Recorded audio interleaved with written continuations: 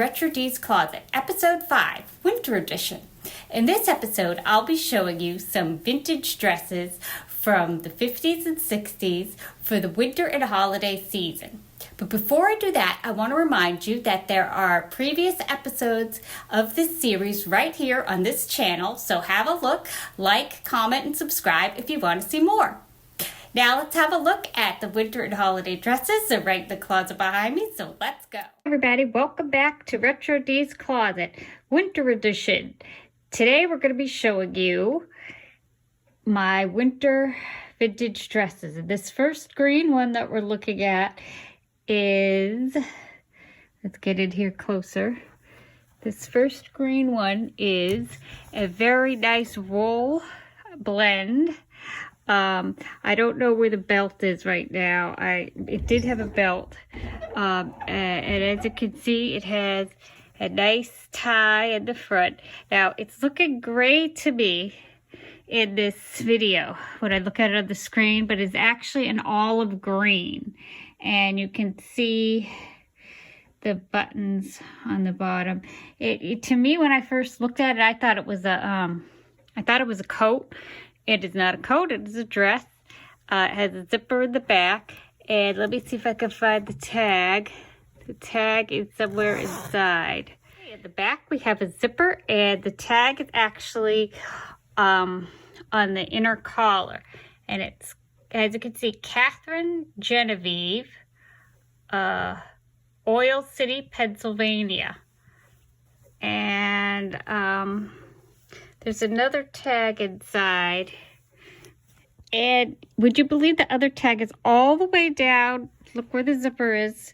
All the way down to where the skirt is on the inside. Can you believe that? And here's a tag that says Ben Barack, New York. So I should be telling you, but why is there Catherine Genevieve and Ben Barack, New York? Which is the maker of the dress and which was the dress shop? I can't tell you that. I don't know. I've been wondering it since I got this dress about 6 years ago. But anyways, here she goes on our chair. And yeah, oh, here you can see that she is definitely olive green and not that that color I said before, the gray. It's not gray, it's olive green. There you go. Okay.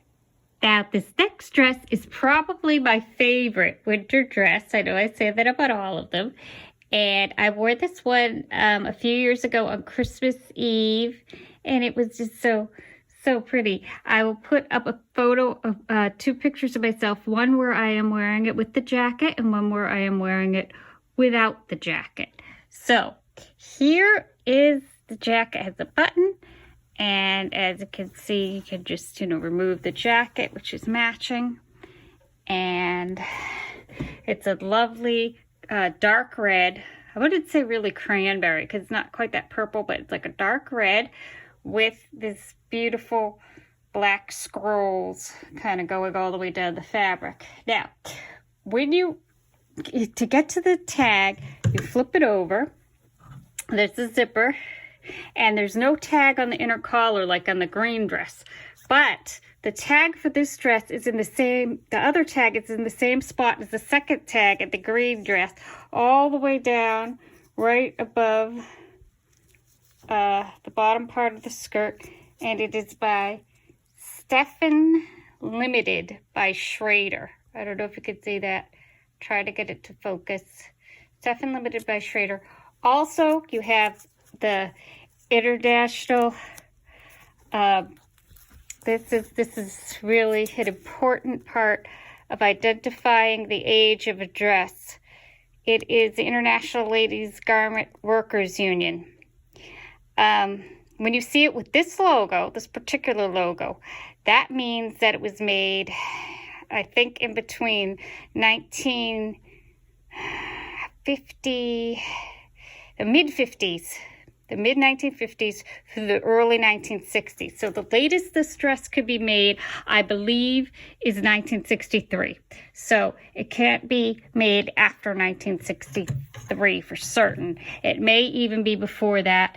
in the late 50s. To me, it has a late 50s look to it. So always look for that tag.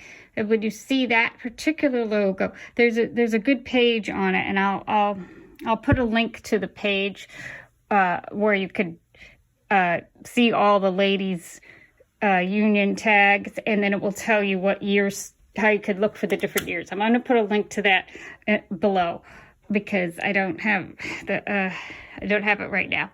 Okay, so this next dress was one of the very first dresses I ever bought when I started buying vintage. And it looks so plain, but it is, my favorite thing about it is the way it fits me, and it's just very simple. And it has a really, really quintessential 1950s look to it. Let's have a closer look. This dress is, when you look at the fabric, you can see that it is gray. But when you look at it closer, you can see there's a lot of little flecks. The threads are all different colors. A bright lime green, a brown, white, and some black. And it's all interwoven together. So I think that's very interesting, the way that's done. This dress does not have a tag inside, and interestingly enough, it does not have belt loops. It really seems like it would have belt loops and there would be a belt, but the waist is really fitted, and it fits me fairly well without a belt. So let's take another closer look at the buttons. The buttons are really cute. They're pearl, faux pearl with rhinestones. The rhinestones are kind of dull because I think over the years they got a little duller, but that's really cute. And then you have a little snap right here to make the waist really small. And then a bunch of small snaps that go to about there. And that's the last snap is right there.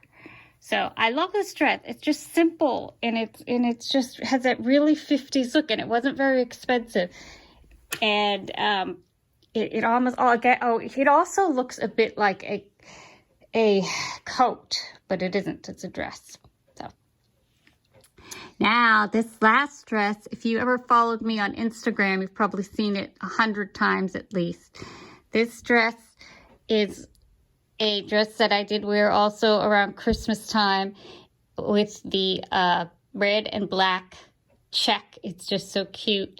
And the thing that I loved the best about it, which I ended up buying it, was because it's not an initial. It's a scroll, but it sort of looks like an initial. And it's just the way that it's just woven in there. I love that. I think that's so charming and so retro. Now let's see who it's by. Here's the tag up here. Dudley's, California. Many dress companies made their dresses in California.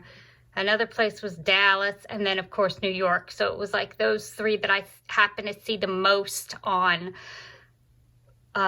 tags. This I think was a size tag, but it is so shredded you can't even read it anymore. But the funny part about this dress is it is in excellent condition. It feels like a cotton blend. But for some reason, it's not worn. It's vibrant. It still looks new after I've worn it about 5 or 6 times in reality. And it looks brand new. So I don't, maybe it was never worn. I don't think it was. But then again, you have the tag where it's like faded. So it's a mystery. The pleating in the front, like on this side, it's smooth on this side. And then when you go to the right facing out, it's got these pleats. Isn't that funny? Look at that. Look at those pleats. Look how much pleats. And then there's pleats at the bottom. I wanted to wear a belt with it. It does have belt loops, but I think it looks better without one, because when I put one on it wasn't really falling right. And then you have the skirt it's semi-full. It's not really hugely full. It does not need a petticoat, and it's a great holiday time dress. Just a great holiday time dress. There's the red and the black. And let's look at it. Let's look at her on the chair. Yeah, I love my Dudley's California dress.